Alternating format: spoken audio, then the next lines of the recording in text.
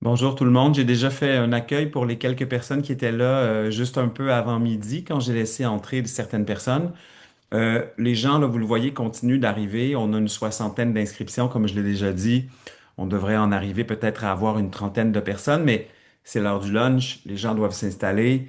On se laisse encore 2, 3 minutes et puis on se lance pour cette rencontre, comme je l'ai dit tout à l'heure aussi, là, avec José Masson de Deuil Jeunesse pour définir certains mots, certains concepts qui sont importants à comprendre devant les réalités du mourir, de la mort et du deuil. Donc, merci de votre patience, merci de votre présence et puis à tout bientôt.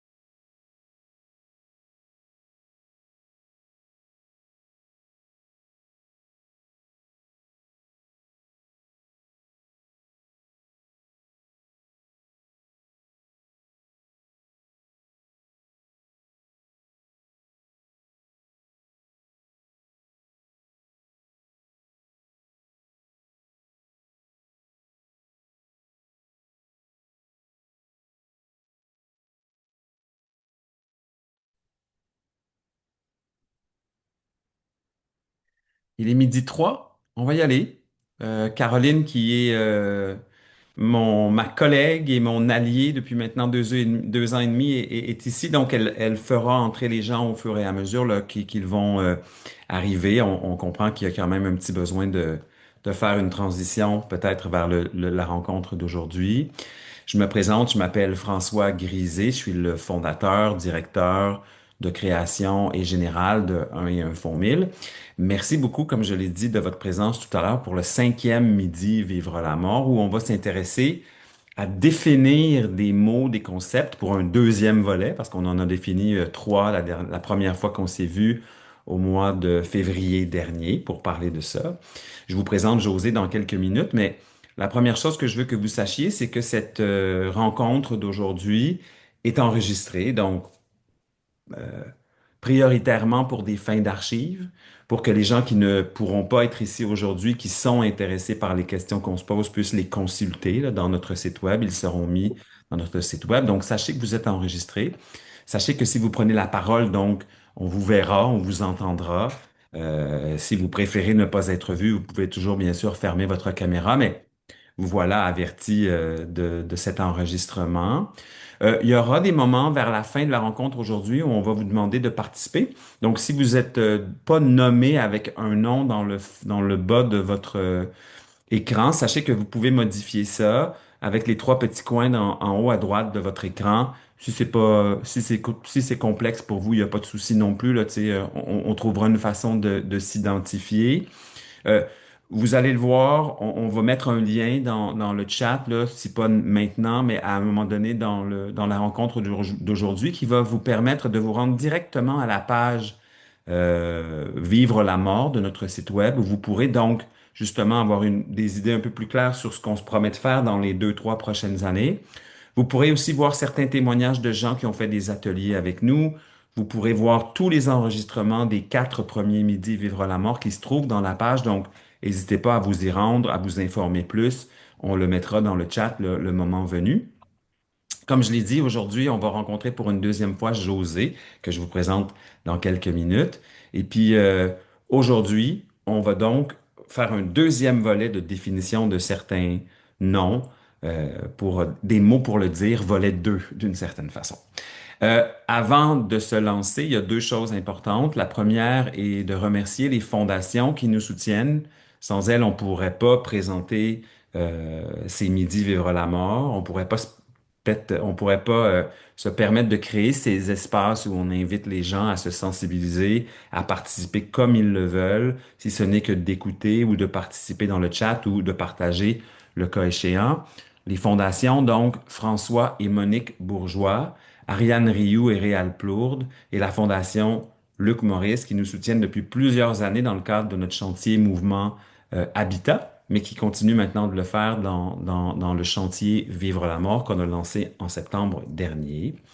Il y a une personne que j'ai nommée deux fois là, depuis le début, Caroline Rioux, qui est ma collègue, qui est vraiment une alliée aussi, comme je l'ai dit, et je l'invite à prendre la parole quelques instants parce que la dernière fois, pour ceux d'entre vous qui étiez là, on a été assez insistant sur le fait de combien c'est important pour nous de remplir le formulaire d'appréciation qu'on vous envoie maintenant pendant la réunion, à la fin de la réunion, mais qu'on vous distribue aussi dans un courriel. Donc, Caroline est la grande maîtresse des formulaires, celle qui les consulte avec détail et qui a lu vos réponses à nos questions. Donc, Caroline, je te donnerai un petit moment pour nous faire un rapport, pour ainsi dire, voir ce que tu as lu, ce que tu as entendu, puis comment ça nous a influencé. Bien, d'abord, merci pour ceux et celles qui ont pris le temps de répondre. Et si vous êtes des nouveaux aujourd'hui, bien, bienvenue, puis on va vous inviter à la fin là, à nous donner vos impressions. D'abord, vous dire que à la question, est-ce que les midis VLM ont un impact sur vous ou est-ce que vous avez appris quelque chose? Pour la plupart, oui. Des fois, c'est des petites choses qu'on a appris. Des fois, on a appris comment entretenir un lien. Des fois, on a juste appris qu'on avait le droit d'en parler. C'est ce que vous nous dites. Donc, pour nous, on a l'impression de répondre à un besoin, là, un besoin de créer un espace, besoin d'être ensemble à travers les questions qu'on vous a posées puis les réponses que vous nous avez fournies. À la question, tu sais, qu'est-ce qui vous touche le plus dans ces réalités? Il y a eu beaucoup la question de que ça nous permet de réfléchir à notre propre fin de vie. Fait qu'on comprend que pour plusieurs, être ici, ça permet de réfléchir à ceux qu'on perd, à ceux qu'on va peut-être perdre, mais aussi à sa propre fin. Et aussi, ce qui est sorti très, très majoritairement, c'est d'atténuer le tabou. Tous les tabous qui touchent les réalités du mourir, de la mort et du deuil. Et ça nous a inspiré, puisqu'on va vous en parler tantôt, là, mais on va probablement faire un midi que sur les tabous, parce que c'est ça qui intéresse les gens là, qui nous appellent. Le format, concernant, j'y vais vite, là, mais concernant le format d'une heure, pour la plupart, vous avez trouvé ça parfait. Certains nous ont dit, on aime ça entendre vos experts, on aime ça, ce qu'ils peuvent nous amener. Fait que vous allez voir aujourd'hui, on a laissé plus de temps à nos experts, on vous a écouté. Et ce qu'on nous dit aussi, c'est que pour certaines personnes, on aimerait plus de temps d'échange. Fait que nous, on le garde là dans notre petite poche arrière, puis on va créer là, dans les prochaines Midi VLM là, un espace où vous allez pouvoir échanger davantage. Mais pour le moment, aujourd'hui, vous allez avoir un espace à la fin, mais on va aussi écouter nos experts. Donc, je vous remercie. Nous, ça nous influence, ça nous aide à trouver des thèmes, des formats pour la suite. On fait ça pour rendre service. Alors, on aime ça, savoir quel service on peut rendre. Et dans le chat, si ça vous tente, là, j'ai posé la question si vous aviez déjà participé à un midi. Fait que, allez-y de bon cœur pour ceux qui veulent bien répondre. Merci beaucoup, Caroline. C'est important, encore une fois, on va vous faire parvenir ce formulaire. Pour ceux qui l'avaient déjà rempli, ben, on vous invite à le refaire à nouveau parce que ça va continuer à nous aider, surtout qu'on y a ajouté une question cette fois-ci à propos d'un témoignage plus général de votre expérience aujourd'hui ou de vos expériences des midis, comme le dit Caroline, VLM qu'on a présenté depuis septembre dernier. Donc, ça nous fera plaisir de vous lire dans un court témoignage de quelques lignes, quelques phrases. Là, on vous demande pas de nous écrire quelque chose nécessairement de très volumineux, mais ça nous ferait plaisir de le recevoir, peut-être même pour les intégrer dans certaines communications, publications. Donc, à ce titre-là, on vous demandera votre autorisation le cas échéant. Donc, merci encore de remplir ce formulaire parce que ça nous influence, comme vous l'avez vu directement. Vous le savez, on est soutenu par les fondations, comme je l'ai dit, mais il y a aussi la possibilité pour vous de faire une contribution à notre campagne de soutien. La dernière fois, on avait posé la question, est-ce que ça serait imaginable pour vous de payer un petit frais pour participer à une rencontre comme aujourd'hui? Donc, peut-être que ce serait acceptable pour vous d'aller faire un don de 10 15 5 pour votre participation aujourd'hui, pour plus si vous en avez les moyens. Mais sachez que cette campagne se poursuit sur le long terme. Il y aura un nouveau volet à l'automne prochain qu'on va présenter. Et dernièrement, si vous n'êtes pas abonné à notre infolettre ou à notre page Facebook et à nos autres réseaux sociaux, on vous invite aussi à le faire. Euh, on l'a dit plusieurs fois, Aujourd'hui, on va rencontrer pour une deuxième fois José Masson, qui est de Deuil Jeunesse. Je t'accueille officiellement, José. Merci d'être là. Bonjour, ça fait Et puis, plaisir. avant de tomber dans les questions et les mots qu'on veut rajouter à la définition des trois mots qu'on a définis la dernière fois, tu me parlais peut-être d'une forme de très court témoignage que je pourrais faire d'entrée de jeu dans la rencontre d'aujourd'hui. Puis, mon témoignage sera le suivant dans la mesure où, dernièrement, Caroline et moi, on développe, là, comme tu le sais, le chantier Vivre la mort, puis on s'est rendu dans une maison de soins palliatifs. Et en présentant le chantier Vivre la mort à une quinzaine d'intervenants qui travaillent jour après jour dans ce milieu de l'accompagnement à divers soins.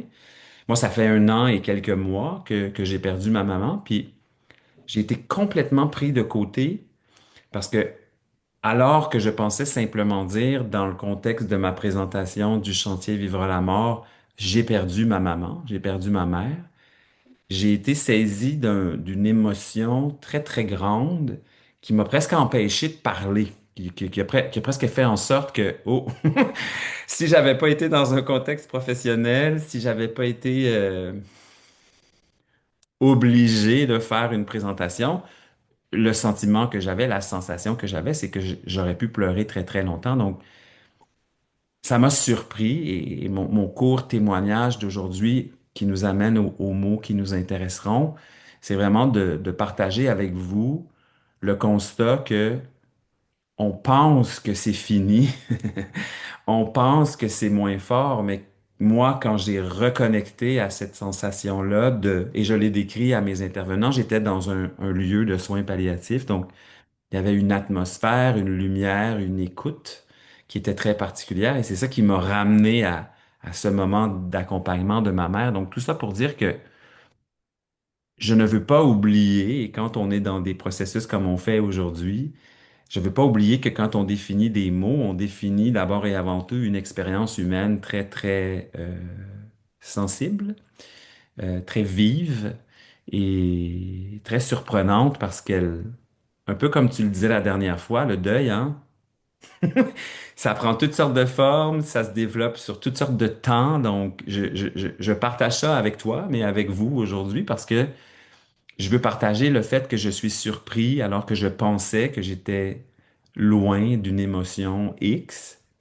Ça, ça a remonté très fort. C'était parfait, c'était très bien. J'ai pas arrêté ça, mais donc je voulais vous partager ça que j'arrive pas à ce chantier, à cette expérience d'une façon déconnectée, mais dans une expérience très personnelle. Donc voilà, ce sera mon partage. Je sais pas si tu as une réaction à ça, José, avant qu'on Ben, s'en comme aille. on parle de mots, oui, j'ai une réaction parce que je vais donner un mot à ce que vous avez vécu, François, c'est l'oscillation.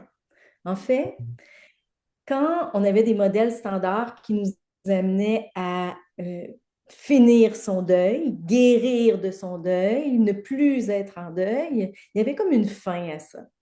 Mhm. Euh, on ne parle plus de ça maintenant. On va parler d'une oscillation qui va durer toute la vie, mais qui n'est pas nécessairement de la souffrance toute la vie ou de la douleur toute la vie. Ce que ça dit, c'est qu'il va y avoir des moments éphémères, toujours dans notre quotidien, dans le deuil, qui vont nous replonger dans une émotion qui va être vraiment en lien avec la mort de l'être cher. Puis ça, c'est imprévisible. On ne le sait pas, ça ne se décide pas.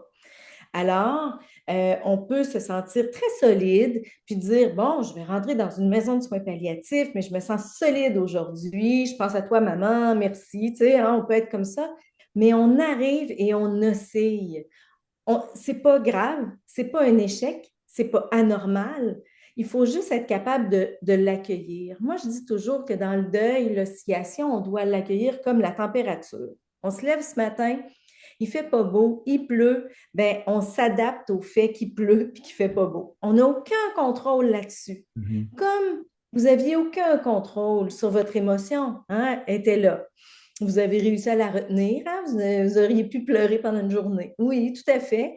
Mais ça, une émotion, on ne peut pas dire va te cacher, on doit l'accueillir. Fait que toute notre vie, on va osciller avec des moments éphémères qui peuvent être longs, courts, qui vont nous ramener, même si on va bien, qui vont nous ramener vers ce deuil-là. Parfois, c'est des dates. Le Hmm. calendrier nous en amène plusieurs, mais souvent, c'est des moments, des endroits, des mots, des odeurs. Ça va vraiment toucher même les cinq sens, hein? Un gâteau qui nous rappelle la personne. Fait que ça, il faut juste l'accueillir avec, vraiment en se disant que c'est tout à fait normal. Hmm. Puis c'est très riche. Tu m'ouvres la porte là, pour un retour sur les trois mots qu'on a définis il y a quelques semaines maintenant, dans la mesure où, tu sais, c'est quand même nouveau, même dans ma compréhension, que le deuil, ça se finit pas. Tu sais. C'est vrai qu'à un moment donné, il y avait une étape, là, le deuil était fini. Mais ça se termine pas. Puis la première fois qu'on s'est rencontrés en février, on a pris le temps de définir trois mots qui, pour moi, comme trace une ligne du temps très large, mais très précise. C'est-à-dire que les trois mots auxquels on s'est intéressé, là, et on prend le temps d'y revenir, même si vous étiez là la première fois, mais aussi parce que peut-être certains d'entre vous n'y étiez pas. On parle du mourir, le mourir, donc le processus qui amène à la mort, c'est ma façon de le décrire, la mort comme telle, et le deuil. Donc, je te laisse quelques minutes, José, là, juste pour retracer cette ligne du temps en utilisant les mots le mourir, la mort et le deuil. Oui, alors on avait vraiment parlé, le mourir, c'est quelque chose qu'on voit arriver ou qu'on peut penser, hein. On est en relecture de vie, on va y revenir aujourd'hui. La mort, le moment de la mort, qui est le début du deuil chez Mhm. nos proches. Alors, on a vraiment bien défini ces actions-là. Puis je pense que ce qui a été intéressant, c'était justement de venir faire le point sur le deuil qui est très méconnu et très complexe, hein. C'est vraiment... Puis aussi, on a remis le mourir comme étant l'arrêt du fonctionnement du corps, nonobstant de toutes les croyances possibles, mais dans la finalité de la vie, ce qui fait du deuil quelque chose de particulier. Donc, ça nous a permis de réserver le mot deuil à vivre la mort d'un être cher et non de le mettre à toutes les sauces, hein. Fait que si je me rappelle bien, on a comme brassé tout ça là, pour pouvoir... parce que moi, je dis toujours, tu sais, utiliser le bon mot, c'est ce qui nous permet d'être à la bonne place avec l'autre, avec soi aussi. Je suis très rigoureuse au niveau des mots. Là. Vous avez pris la bonne personne parce que c'est comme ça dans tout mon quotidien. Mais je me dis, quand on est capable de bien le comprendre, fait que si une personne nous dit qu'elle est en deuil, c'est bien de lui demander, c'est quoi pour toi le deuil? Parce que qu'est-ce qu'elle a? Tu sais, est-ce qu'elle a perdu son emploi ou elle vient de vivre la mort d'un être cher? Alors, tu sais, d'aller replacer ça, vu que dans notre société, la nuance, c'est très complexe. Mm.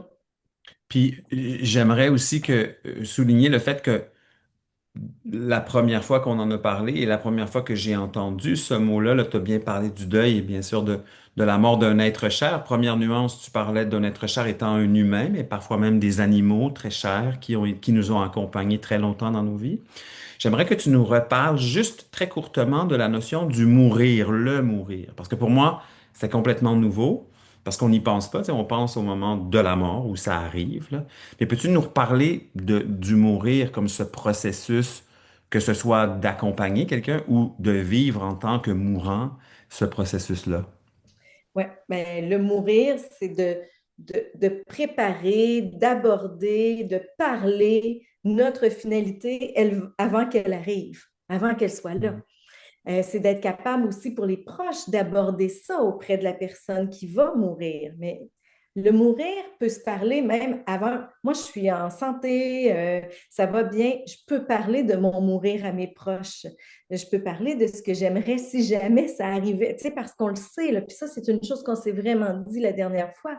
On est mortel et on aime des êtres mortels. Il y a une chose qu'on ne pourra jamais avoir le plein contrôle, c'est bien ça, hein? C'est Ouais. la mort de l'autre et notre propre mort. Donc, c'est sûr qu'on a parlé de cet aspect-là particulier qui demande souvent beaucoup de courage, hein, parce qu'on doit aborder un mot, puis là, on arrive dans nos mots d'aujourd'hui, hein, de tabous, de difficultés à aborder, puis euh, accompagner l'autre dans sa relecture de vie, ça ne veut pas dire que nous, on est au même niveau et au même diapason, alors c'est difficile. On le vit beaucoup dans des familles où il y a des gens qui sont en paix avec leur mort, mais la famille n'est pas en paix avec la mort de l'autre. Et ça amène des frictions, ça amène des discussions qui peuvent être parfois, qui peuvent faire mal, hein, aussi. Alors, c'est donc le mourir, c'est cette partie-là de relecture de vie, c'est toutes ces émotions-là qui peuvent être complètement différentes de la personne qui est touchée directement, puis les autres. Donc, Qui accompagne. Puis tu l'as dit, là, tu as ouvert grande la porte. C'était mon intention aussi en retournant vers le mourir, parce que c'est dans cette période-là que les questions se posent, que les discussions arrivent ou n'arrivent pas. Donc, un des 4 concepts ou mots qui nous intéressent aujourd'hui, tu l'as nommé, la notion de tabou. Hein, mhm. on l'a dans notre formulaire. Caroline nous a dit que c'était une notion qui était riche et intéressante pour les participants. Donc, comment... Je te laisse un peu ouvrir la porte toi-même, José, mais parle-nous de ce qu'on appelle le tabou devant la mort. On pourra se poser après ça peut-être pourquoi, mais qu'est-ce que c'est que ce tabou? Qu'est-ce qu'il contient? Bien, premièrement, par définition, le tabou, c'est ce qu'on n'ose pas nommer pour 2 raisons. Soit parce que c'est interdit ou parce que ça nous dérange. Ça nous Fait que quoi? c'est pas Excuse-moi, ça a ça coupé un nous petit peu. dérange. Hmm. Soit que ça nous... Alors, si dans une famille, par exemple, un père de famille dit à ses enfants devant sa femme, ici, on ne parle pas de sexualité, ça va être un sujet tabou parce qu'il y a un interdit. La société n'a pas mis d'interdit à parler de la mort. On n'a jamais eu ça. La mort, ben, en passant, en 1938, ça se passait dans les maisons, la communauté arrivait, on veillait nos morts pendant trois jours, on portait le noir pendant un an. Il n'y avait pas d'interdit par rapport à la mort. Qu'est-ce qui se passe? C'est que c'est plutôt le fait que ça dérange qui vient alimenter le tabou. Hmm. Longtemps, les gens ont pensé parler de la mort fait mourir. Ça peut avoir l'air spécial, mais moi, je vous le dis, on l'entend souvent. Puis parfois, c'est sournois, hein? C'est de dire, on se fait souvent dire, ce qu'on pense va attirer, hein? Tu sais, pense positif, ça va t'attirer le positif. Mais si je pense la mort, est-ce que je vais attirer la mort? Il y a beaucoup de racines au tabou. Mais une chose est sûre, c'est que ce n'est pas un tabou par rapport à la mort qui est unique à certaines maisons au Québec. Si on prend le Québec, c'est vraiment un tabou qui est généralisé. Aborder la mort est devenu un sujet difficile. Euh, les gens, exemple, bon, vous disiez tout à l'heure, François, votre mère est décédée il y a un an.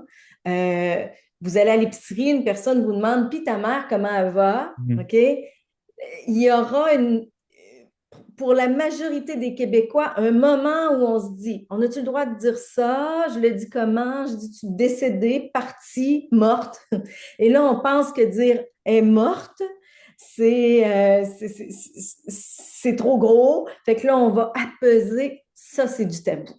Ça, c'est vraiment du tabou. Hmm. Le tabou euh, de ne pas nommer, c'est par exemple un enfant qui dit il est où grand-papa? Grand-papa, il est mort. Maman cherche une façon de répondre à ça. Puis elle se dit je ne suis pas pour dire qu'il est au cimetière, dans un cercueil sous la terre. Fait qu'elle va dire il est dans ton cœur. OK? Il y a beaucoup de tabous dans, juste dans cette réponse-là. Fait que ça, c'est le tabou. Mais le tabou, il est alimenté par plein de choses. Il est alimenté par ben, le malaise, hein? Le malaise Hmm. qui est très, très fort dans l'inconfort. Si on était une société qui acceptait beaucoup plus la mort, puis d'en parler, évidemment, on ne se poserait pas la question. Alors, la société nous amène cette pression-là, mais il y a aussi des inconforts personnels qui sont reliés à notre expérience de vie, qui sont reliés à notre personnalité. Donc, je dis quoi? Je vais jusqu'où? Je fais quoi? Ce malaise-là nous amène au salon funéraire quand un proche vit la mort d'un être cher. Puis, qu'est-ce que les gens se posent comme question en ouvrant la porte? La majorité des gens, c'est qu'est-ce que je vais lui dire? Ça, c'est l'inconfort. C'est l'inconfort. C'est pas juste du tabou, c'est de l'inconfort, c'est un malaise. C'est à chaque fois qu'on détourne les yeux au lieu d'ouvrir la porte, on est dans un malaise qui est très fort puis qui va résonner le tabou. mais qui n'est peut-être pas nécessairement ça. Puis, pour nous amener, puis tu pourras finir là, ta pensée, mais je veux juste t'amener peut-être, parce que le prochain concept qui va nous intéresser, c'est le concept du lien. Puis tu sais, je trouve que de se poser la question, hey, comment je vais être en lien avec cette personne endeuillée, ou on pourra parler aussi du lien avec ceux qui sont mourants ou qui vont mourir.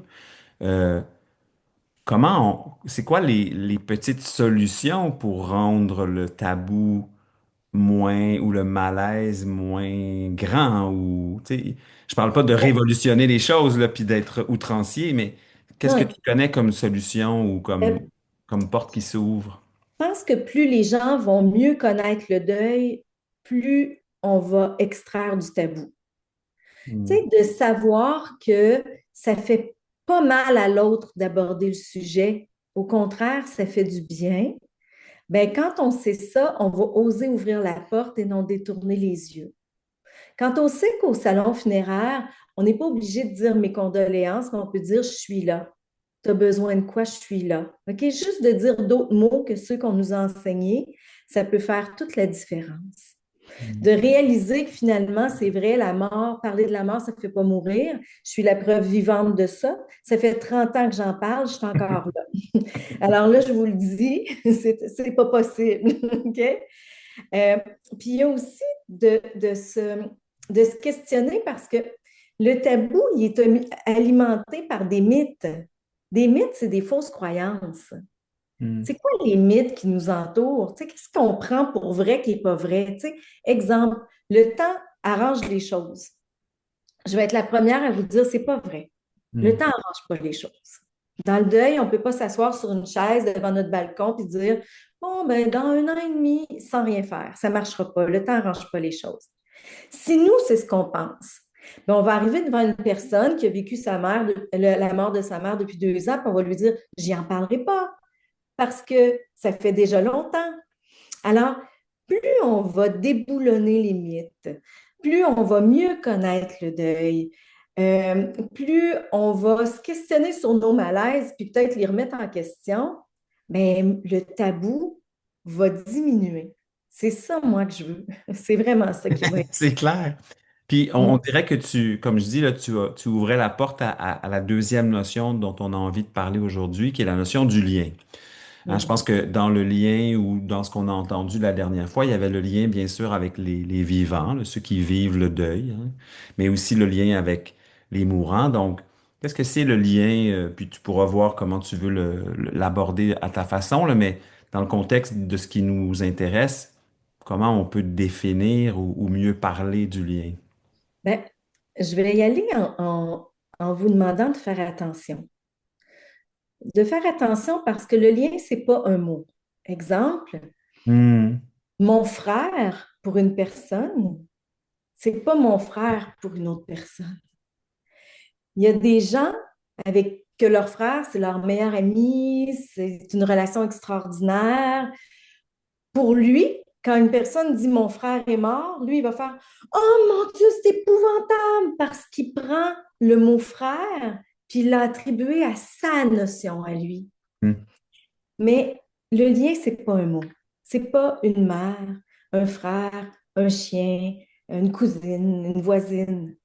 Le lien, c'est ce qui unit. En fait, moi, souvent, je vais dire, c'est comme la texture d'une relation. OK? C'est Hmm. quelle texture de la relation? Il est qui pour toi, ton frère? Alors, quand une personne euh, de 65 ans dit que sa mère vient de mourir, il y a une proportion des gens au Québec qui vont dire, ben, c'est normal. C'est normal. Ils ne vont pas penser à l'émotion, ils vont dire, ben, c'est la ligne normale de la vie. Si c'est ça qui se passe dans notre cerveau, notre lien avec elle vient de se briser un peu parce qu'on va faire comme si c'était banal. Hmm. Hmm. Ce qu'il faut faire, c'est d'aller chercher sa définition à elle de c'est qui sa mère. Parle-moi de ta mère. Raconte-moi ta mère. Dis-moi, elle est qui pour toi? Et là, on va entendre son degré de, de ce qui fait mal ou pas. Ah, ma mère, pour vrai, pour moi, c'est un vrai soulagement, sa mort. En fait, elle est... Et là, vous allez rentrer dans son monde. Là, vous allez créer un beau rendez-vous avec la personne. Hmm. Mais si on s'attarde juste au mot lien, au mot mère, on n'ira pas là-dedans. Donc, ce que Fait que tu ça, c'est dis, la... c'est qu'il Oui, y a une action à poser d'une certaine, il y a un intérêt, une curiosité, définir le lien entre ceux qui parlent, mais le lien avec ceux qui sont peut-être morts, décédés aussi. Hmm. oui. Moi, mon lien avec mon chat, c'est pas le même lien que, par exemple, Louisa avec son chat, si elle a eu un chat. Ah, c'est pas ça. C'est pas pareil. C'est unique. Chaque lien qu'on a dans notre vie est unique. Même des jumeaux, par rapport à leurs parents, ils ont des liens uniques. Même si c'est les mêmes parents, ils ont vécu les mêmes vacances d'été, ils ont vécu les mêmes règles familiales, mais le lien va être différent. Fait qu'il faut arrêter de voir le lien comme étant le mot. Il faut vraiment voir le lien comme étant euh, ce qui unit la texture de la relation. Puis, c'est pour ça qu'on a commencé à parler de deuil animalier il y a quelques années. C'est qu'on a réalisé que c'est pas une question de ah, c'est juste un animal. Oui, c'est un animal. Mais quel est le lien? C'est-tu le meilleur ami? C'est-tu le confident? C'est-tu le seul qui démontre de l'affection? C'est un lien important, ça. Et c'est Ouais. pour ça que c'est entré dans notre vocabulaire. Parce qu'avant, on ne parlait pas de ça. On a commencé à en parler quand on a commencé à définir c'était quoi le lien. Puis avant d'aller au prochain mot, je suis curieux parce que tu y as touché un petit peu, puis on en avait parlé en répondant aux définitions là, des trois mots du mois de février. Qu'est-ce que tu peux nous dire? Qu'est-ce que tu connais du lien qu'on a en nous avec la personne qui est morte, avec la personne qui est décédée, comme... Parce que là, tu sais, as parlé d'un lien, d'une discussion, de se raconter, de partager, mais qu'est-ce que tu connais de cultiver ce lien-là en nous, de la texture, de la texture de la relation avec la personne qui est partie, là? Mais c'est très intéressant parce que cette question-là qu'on se pose en 2026, en 1950, on ne pouvait pas la poser parce qu'on était rempli d'un modèle standard qui nous disait il faut arrêter de penser à l'autre pour pouvoir continuer de vivre dans le deuil. Il faut arrêter. Il faut cesser. Et il y a beaucoup, beaucoup, beaucoup de gens qui ont vécu dans cette époque où, je vous donne juste un exemple, un enfant, sa mère décède, le papa, vite, vite, hein, la voisine devient sa nouvelle conjointe et ce qu'on dit, c'est on ne parle plus de maman, on tait la personne qui est morte, on tait ça. Ça, là, ça a fait partie vraiment d'une époque au Québec. Hmm. On a vraiment changé ça. Et à partir du moment où on a parlé justement de l'oscillation puis d'un mouvement naturel, hein, ben là, ce que ça fait, c'est on n'est plus obligé d'avoir de rupture de lien total. On a une rupture avec un lien physique, OK? C'est sûr qu'on a cette rupture-là. Le lien physique n'existe plus, OK? Mais on a encore la possibilité d'alimenter un lien, Oui. d'alimenter l'amour. On n'aimait pas la personne qui est morte. François, vous n'aimiez pas votre mère, vous l'aimez encore. Juste de parler encore au présent de ces états-là, Hmm. ça prouve la poursuite du lien. Ensuite, ben, il y a plein de façons de le faire. Il y en a qui vont le faire par des gestes symboliques, ritualisés, peut-être d'aller au cimetière à chaque fête des mères. Hein, ça s'en vient. Bon, ça peut être ça, garder le lien. Mais ça peut être aussi de faire parfois, là, on y pense intensément, puis on se dit, ah, je vais faire le bon gâteau qu'elle faisait. Ah, ça peut être vraiment dans des recettes, ça peut être dans plein de choses. Ça peut être dans un rituel de dire bonne nuit à toutes les fois qu'on se couche, bon matin à toutes les fois qu'on Hmm. se lève. Ça dépend vraiment. Il y en a qui vont aller très, très fort dans visiter des photos, des vidéos. Il y en a qui n'ont pas besoin de ça. Ça, c'est important de se dire que la façon de préserver le lien, c'est unique. Euh, on n'a pas à juger ça. Il n'y a pas Ah de ouais. jugement à avoir. Si la personne veut garder un mur tapissé de son conjoint, de photos de son conjoint, puis de mots d'amour qu'elle a conservés, Si pour elle, ça ne l'empêche pas de fonctionner, puis que c'est sa façon de garder le lien, c'est bravo, parfait. Mais il ne faut pas que les proches arrivent et détruisent ce lien-là, puis Ouais. qu'ils disent, maman, il faut que tu enlèves ça, là, ça n'a pas de bon sens, tu ne peux pas continuer. Mais oui, tu peux continuer. Ça leur appartient pas, en fait. Ça leur Non, appartient pas de décider ça. la Ouais. seule chose qu'il faut qu'on s'assure toujours, c'est que la façon de préserver le lien n'empêche pas le fonctionnement d'une personne.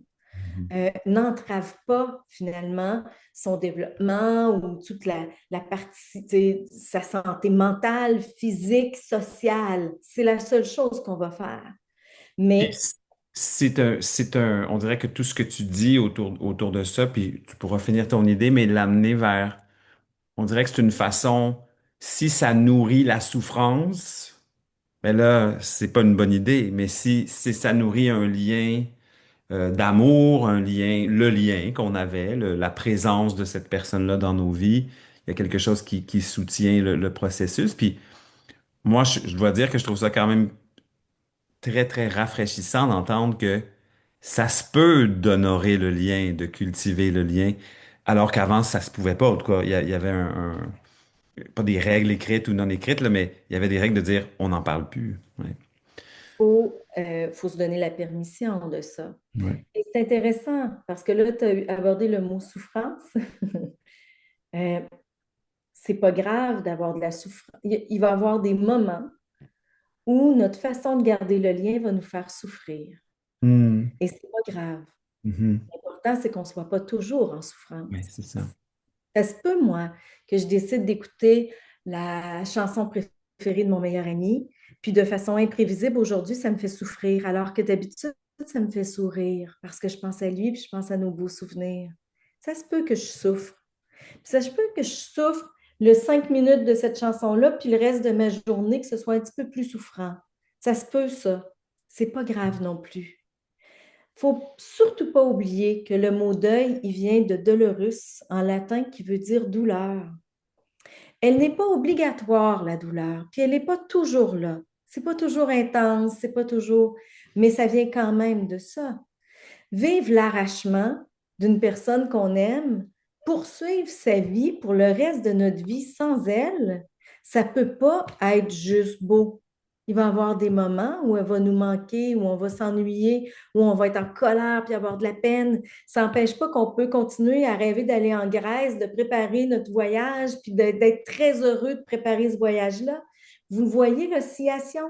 On peut préparer la Grèce puis osciller de temps en temps, pareil, dans cet état de douleur-là, puis c'est correct. Puis La souffrance, les deux réalités coexistent, en fait. C'est ça que tu dis, elle c'est que coexiste. Mais oui, tout à fait. La souffrance, là, ça dérange. Ça dérange. Hmm. Là, on se ramène aux Québécois, là, ça dérange les Québécois. Vraiment, ça dérange. C'est dur de voir souffrir des gens. Alors qu'on a déjà eu des pleureuses au Québec qui pleuraient devant les cortèges funèbres.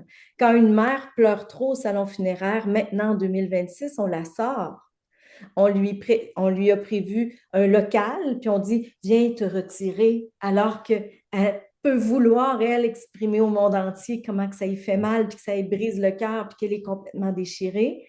On a, on a un malaise avec la souffrance de l'autre. Ah. Et c'est pour ça aussi qu'avec les enfants, mais aussi avec les aînés, on va avoir des comportements où on va vouloir protéger leur souffrance. Alors, on ne dira pas la vérité parce que ça va faire trop souffrir. Hmm. Il y a vraiment des gens qui sont vulnérables, qu'on va voir vulnérables, puis on va tout faire pour les empêcher de souffrir. Donc, on peut mentir, on ne dira pas les vraies choses, on va embellir la réalité, justement pour pas qu'il y ait cette souffrance-là. Mais moi, je vous le dis, la souffrance, ce n'est pas un problème à régler. Il faut qu'on arrête de la voir comme ça. Il faut arrêter de vouloir guérir de la souffrance. Il faut savoir accueillir la souffrance. Carl Rogers disait, un vieux, un vieux de la vieille là, en psychologie humaine, mais il disait, c'est étonnant à quel point la souffrance, quand elle est nommée et accueillie, elle nous paraissait insurmontable, puis elle devient totalement surmontable. Puis elle devient aussi une source de, comme tu dis, ça s'inscrit dans notre vie, puis on peut continuer à souffrir un peu, mais en même temps de planifier un beau voyage ou un souper avec des amis ou être content avec notre amoureux, notre amoureuse. Ça, c'est pas séparé, ça appartient à quelque chose de plus large. Ouais. Ouais. Mais pour nommer la souffrance et être accueilli, ça prend quoi? Ça prend quelqu'un autour de nous. Mhm, mhm. Alors, nos grands vulnérables dans la vie, au niveau du deuil, nos grands souffrants, c'est ceux qui sont seuls. Ouais, Ou ceux qui sont pas seuls, qui ont 1900 amis Facebook, mais qui n'ont personne à qui appeler le jour où ils en ont besoin. ouais. Puis qui Ça, bénéficie d'une... C'est un mot auquel on pourrait s'intéresser, particulièrement autour du tabou, j'imagine, dans la rencontre qu'on fera le 10 juin prochain, parce que nous, ce qu'on a expérimenté, tu me diras ce que tu en penses avant qu'on aille vers la relecture de vie, mais Caroline était là, d'autres ont été là avant. Nous, ce qu'on s'est fait dire souvent dans le cadre des activités du mouvement Habitat, c'est vous nous écoutez. Notre voix est importante. Comme vous nous posez la question, mais vous ne faites pas juste nous poser la question, vous nous laissez une place pour qu'on puisse le partager et le raconter à notre façon, comme on veut. Donc, je trouve ça très intéressant, l'idée de d'avoir quelqu'un avec une écoute, peu importe la nature, mais d'avoir une présence réelle. À ce titre-là, avant d'aller vers relecture de vie, José, j'inviterais les gens, là, on arrive à la fin de la rencontre. Si vous avez des mots qui vous viennent en tête, des questions pour José, écrivez-les dans le chat, puis on aura une dizaine de minutes avant de finir pour retourner aux questions, puis entendre José sur les questions que vous nous poserez. On arrive à la relecture de vie, hein, qui est un mot auquel tu nous as présenté, introduit Caroline et moi autour de ce que les gens manifestent comme intérêt ça les amène à réfléchir comme participants à leur propre fin, à leur propre mort. Qu'est-ce que tu peux nous dire de cette idée de la relecture de vie ou de cette action d'une relecture de vie? Ben, l'aide médicale à mourir nous a amené vraiment à repenser la relecture de vie, hein. Ça a Hmm. permis aux gens, puis là, je ne suis pas dans le pour, contre ou quoi que ce soit, là. Notre société nous a apporté ça, puisque ça amène aux gens, quand on les interroge par la suite, les proches, mais aussi ceux qui vont le vivre, c'est cette possibilité-là de savoir quand est-ce que je vais mourir, amène un autre regard sur cette relecture de vie-là, puis du partage qu'on va en faire avec nos proches. Parce que là, on ne peut pas la nier, on ne peut pas être en déni, on ne peut pas être dans l'espoir que ça n'arrivera pas, ça va arriver. Oui. Ça, là, ben, si on prend ça, c'est en train de faire un petit tournant dans la vie des Québécois. Parce que c'est en train de dire, OK, moi, ma date de fin, je ne la sais pas. Mais si ça arrivait demain, est-ce que mes proches savent que je ne voudrais pas la crémation, que moi j'aimerais ça être dans un cimetière, que j'aimerais au salon funéraire entendre cette chanson-là?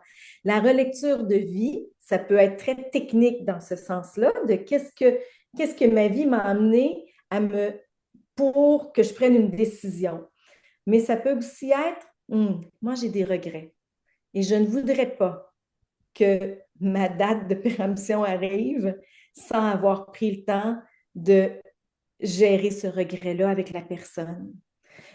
Moi, j'aurais toujours voulu ben, qu'est-ce que je peux faire maintenant pour que ce que j'ai devant, je n'ai pas le contrôle de cette fin-là, mais comment je peux l'organiser pour ne pas être dans l'état que je suis maintenant. Alors, la relecture de vie, c'est un peu tout ça. C'est de s'arrêter, prendre un recul, regarder notre vie, puis se dire avec ce qui me reste. Que ce soit, on est en soins palliatifs, puis il nous reste peut-être 2 pages de calendrier. Ben, qu'est-ce que je fais de mes 2 pages de calendrier parce que je suis encore vivant. Je suis encore là. Puis, Oui, est-ce que je t'entends bien, José, que, tu sais, je t'ai entendu dire, la relecture de vie aussi, on peut le faire pas quand on va mourir nécessairement, mais quand on se dit, hey, moi, qu'est-ce qui est important pour moi dans ce contexte-là? Est-ce qu'il y a des choses que je voulais dire à des gens que j'aime? Donc, c'est comme une action de se demander où on en est dans notre vie, en fait. j'ai 52 ans, je suis en relecture de vie probablement plusieurs fois par année. De, oui, mais travailler avec des gens qui meurent, travailler dans la souffrance, dans le deuil, ça nous amène toujours là-dedans, hein. Fait que c'est sûr. Puis oui, c'est des reculs qui sont importants. Puis après ça, c'est à qui je le dis? Parce que c'est beau une relecture de vie seule, dans notre coin, dans notre tête, mais comment je le partage, puis à qui ça pourrait profiter? Parce que c'est riche, c'est très, très riche. Fait que, qui j'embarque dans cette réflexion-là, dans ce recul-là? Parce que repenser sa vie, c'est souvent avoir un regard sur notre mort, ça va impliquer des gens. Ça va en impliquer, c'est sûr que ça va en impliquer. Fait que moi, je me dis toujours, euh, quand on ne sait pas que ça va arriver, pourquoi pas réfléchir à ça, puis se donner des idées, puis et retrouver la paix. Tu sais, souvent, c'est ça, Ouais. un moment où on peut retrouver la paix. Puis on dirait que c'est comme une invitation aussi, que ce soit très concret, là, je vais mourir dans quelques semaines ou quelques mois, mais de le faire à 52, à 54 ans, c'est une invitation à se demander comment on veut vivre aussi. Parce que moi, je sais pas si tu le sais, mais j'ai fait une œuvre, puis je vais revenir à ton intervention. Tu sais, moi, j'ai fait une œuvre où je demandais aux gens, voulez-vous vivre éternellement? J'ai posé ça à presque 800 personnes, puis la plupart, je dirais 85% à vue de nez m'ont dit, ben non, parce que mourir, c'est ça qui donne un sens à ma vie. Puis on dirait que tu donnes un mot pour quelque chose que j'ai entendu souvent, là. C'est une action, relire sa vie, regarder les liens qu'on a. Ça nous permet de nous recalibrer puis de continuer aussi. Puis n'oubliez pas, là, je termine avec ce que j'ai commencé. Repensez votre vie, pensez votre mort, ne vous fera pas mourir plus vite. Non. Non, non, ça ne marchera pas comme ça. Inquiétez-vous pas, c'est pas ça. Tout ce que ça fait, c'est que ça peut par contre colorer votre vie d'une façon différente. Tant mieux. Mais inquiétez-vous pas, il n'y a pas ce pouvoir-là, le pouvoir ça ne marchera pas comme ça. Fait que, Puis pas d'inquiétude. Mm. Puis c'est une façon aussi de regarder la vie. Tu sais, quand j'entends parler de la mort, ça fait mourir, tu nous as donné plein d'idées puis de raisons pour nous dire que c'est pas une vraie chose. Moi, mon expérience, c'est qu'au contraire, parler de la mort, ça colore la vie, comme tu dis. Ça insuffle Oui. du vivant dans notre vie, potentiellement, là, tu sais. Vie et mort, c'est comme la pile ou face de 25 cents. On n'utilise plus beaucoup de scènes, là, mais on se Non. rappelle de ça, pile ou face, par contre, hein. La vie et la mort, c'est collé comme ça. Fait qu'on ne peut pas juste voir un côté. Il faut faire les deux côtés pour que ce soit un tout, un vrai tout, un Je réel tout. comprends. Mm. Euh, Caroline, je ne sais pas s'il y a des gens qui nous ont posé des questions dans le chat et tout ça, là, avec la façon dont mon écran est organisé, je peux plus ou moins le voir. Est-ce que tu as des choses que tu veux nous rapporter? Ben, il y a Nathalie qui a levé la main, là, si tu veux Ah passer. ben Nathalie, oui. c'est une seule personne là, dans le chat pour le moment qui a parlé. Fait que je te reviens, reviens-moi après là, quand j'aurai quelques questions, commentaires. Ça va me faire plaisir de partager. Je me suis engagée auprès Parfait. des gens de faire. Bonjour Nathalie. Allô? Super intéressant, encore une fois. Est-ce que je me représente comme la dernière fois que j'étais là?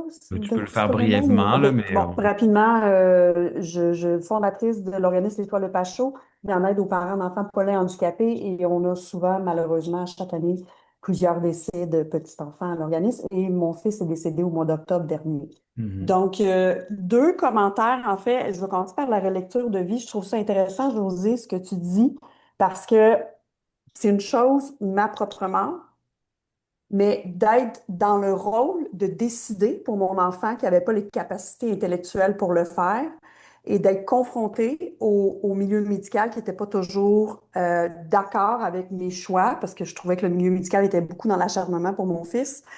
Il y a quelque chose d'extrêmement confrontant là-dedans, puis j'ai l'impression qu'il y a quelque chose qui serait à développer quasiment dans l'éducation, la formation, la sensibilisation du niveau médical parce que, bref, on est loin d'une conversation sincère et tu sais, à deux sens là, dans ce bout-là. Fait que je ne sais pas si tu as des choses à dire là-dessus, mais Mais je suis C'est un autre d'accord. milieu. Ouais. Le milieu de la science, le milieu médical, Mhm. le milieu social, spirituel, souvent, c'est des mondes qui ne sont pas tout à fait nécessairement connectés. Encore là, je ne peux pas généraliser. Il y a des médecins qui vont être beaucoup plus à l'écoute que d'autres. Il y a des médecins, bon, oui, il y a des jeunes médecins aussi qui arrivent puis qui vont changer des perceptions. Quand je vous parlais de modèle standard, là, il a fallu, on a travaillé fort pour que ça change, pour que les perceptions, puis que tout ça change. Je sens qu'il y a quand même un mouvement, Nathalie, de changement qui Mhm. est en train de s'installer, mais changer des façons de faire. Ouais. Vous savez, les médecins, eux, ils ont toujours été dans des prescriptions de guérir, des prescriptions à tout prix, hein? Puis c'est le rôle qu'on leur donne. Si ça ne fait pas ça, c'est un échec. Il faut qu'on change aussi leur façon de se percevoir dans leur profession. C'est vraiment...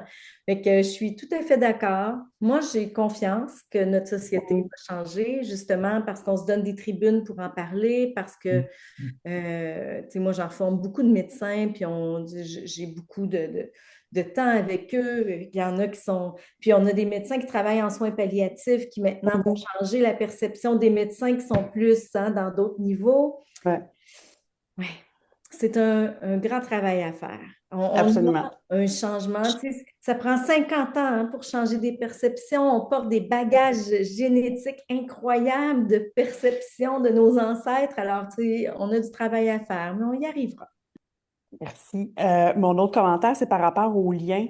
En fait, j'ai trouvé ça intéressant quand tu disais, tu as donné l'exemple, tu sais, que quelqu'un va avoir justement besoin pour ce lien-là, tu sais, de dire bon matin, bonne soirée, tu sais, bonne nuit. Bon, c'est ce que je fais dans ma maison avec mon fils, mais je suis en train de lire un livre de Christophe Fauré et que j'ai fermé et que j'ai fait There's no way que je vais finir ce livre-là, j'ai trouvé très confrontant, qui était vraiment dans le contraire un peu de ce que tu disais. Comme une vieille mentalité, ou je sais pas en tout cas ce que tu as à dire là-dessus, mais qui, tu sais, il parlait de je l'ai écrit, la cristallisation morbide par rapport aux objets, tu sais, qui mettait quasiment un nombre de mois et d'années sur le nombre d'objets que tu peux garder dans la chambre de ton défunt, puis que ce soit sain. J'ai trouvé ça dur. Je trouvais que c'était pas très actuel en tout cas. Dans le deuil, quand vous lisez des choses que vous trouvez dures, vous fermez ça, vous remisez ça, allez porter ça Mhm. dans un endroit. Le deuil, là, tout ce qui touche les êtres humains va avoir toujours, dans un continuum d'idées, là, va toujours avoir des opposés. Ça va toujours être. Christophe Fauré, il a écrit de très belles choses. Il nous a amené toute la partie physique du deuil, le fait que le deuil, c'est pas juste psychologique, c'est physique. Il y a des belles choses, Mm. encore très ancrées dans un modèle standard, dans une époque standard. Puis n'oubliez pas qu'en France, puis tu sais ça aussi, hein, faites attention les auteurs que vous lisez. En France, le deuil, c'est médicalisé, c'est pas social, c'est médical. Alors, c'est sûr que c'est des approches qui peuvent nous amener là, on est avec des DSM, hein, des désordres psychiques. Fait que quand ça ne fait pas, Mhm. refermez, puis mettez ailleurs. Parce qu'il y aura toujours un moment où la science et le vécu vont pas s'accorder. Puis si ça ne résonne pas ça, moi je vous le dis, si vous fonctionnez bien, si ça ne vous empêche pas de fonctionner, Mm. si vous êtes capable d'avoir une vie sociale, ben moi, j'ai pas de crainte. On pathologise beaucoup des comportements, mais écrit dans un livre, puis étudié avec la personne qui le vit, c'est deux mondes. D'être capable d'aller chercher, OK, tu as toujours la chaîne avec les cendres de ta mère dedans. Qu'est-ce que ça te fait? OK? Fait que je comprends qu'un scientifique va dire, si la personne en a besoin pour fonctionner, oh, c'est pas une bonne chose. Mais si c'est juste de l'amour, c'est pas Mhm. grave. Oui. Mais pour ça, il faut qu'il y ait une rencontre d'être humain à être humain, ce qu'un livre ne fait pas. Fait que soyez vigilants par rapport à ça. Ce qui est très inspirant de ton partage, Nathalie, c'est que justement, tu t'es positionné, tu as fait, hey, moi, ça m'aide pas, là, tu sais, ça ne nourrit pas ce que tu vis, puis comment tu sembles déjà avoir trouvé des moyens qui sont les tiens, là, de cultiver la texture du lien, puis de le faire évoluer dans le présent. Donc, j'aime beaucoup l'idée de pouvoir se positionner, José, que tu dis, ben, tu sais, ça fait ton affaire, ça t'aide, bravo, ça t'aide pas. Peut-être que c'est mieux de parler à un ami, d'avoir une écoute, de trouver d'autres moyens de le faire. Merci beaucoup du partage, Nathalie. Puis José, je vais prendre ton dernier commentaire avant de fermer la rencontre parce qu'il nous Ouais. reste littéralement 4 minutes. À la prochaine, Nathalie, j'espère. Je veux juste vous dire, on parle de mots. En français, le mot deuil a un seul mot. En anglais, il y en a quatre. Hmm. OK? Grief, loss, mourning. Toutes les études sont en lien avec un état particulier qui nous amène vers des choses, des prescriptions. Mais c'est jamais le deuil vu comme nous quand on le dit parce qu'on a un seul mot. Fait que soyons vigilants. Il faut toujours aller voir la racine d'où ça vient, ces écrits-là. C'est ce qui va nous amener à nuancer beaucoup. Alors, je le laisse là-dessus. C'est notre thème, c'est les mots. Ben, Ben, on tu, finit tu, avec tu les finis mots. ça de façon Faites très attention aux simple, mots. mais tu finis ça de façon très simple et très experte et précise. José, merci de tout cœur. Je pense que je parle au nom de tous ceux qui participent aujourd'hui puis qui ont participé la dernière fois. On sent que ta passion, mais aussi ta connaissance, puis ta délicatesse et ta précision sont présents dans ta façon d'aborder toutes ces idées-là et ça nous éduque beaucoup et ça nous réconforte beaucoup. Donc, merci de ta participation, José. Avant de nous quitter, simplement vous dire que il y aura un sixième Midi Vivre la mort avant les vacances de l'été, le 10 juin prochain. Vous recevrez, tous ceux qui ont participé aujourd'hui, là, un courriel avec le formulaire à remplir, on vous en a parlé, mais vous recevrez aussi une invitation à vous inscrire à la rencontre du 10 juin prochain. J'ai parlé du site web où il y a une page Vivre la mort, j'ai parlé de Facebook. Assurez-vous d'être dans nos réseaux, comme ça vous serez tenus au courant. On est très, très, très heureux de vous avoir rencontré encore aujourd'hui. Merci José encore une fois. Merci d'avoir été là. C'est le moment d'ouvrir vos micros pour qu'on puisse se dire au revoir et je l'espère à la prochaine. Bonne fin de Merci. Au journée. revoir tout le monde. Merci Beaucoup, beaucoup. à À Merci bientôt. bientôt. infiniment. Au Merci revoir. beaucoup. Merci. Bonne journée. Plaisir. Bye Au bye. revoir. Merci. Bye. Merci, au revoir. Bye Merci, bye. merci tout le Au monde. revoir.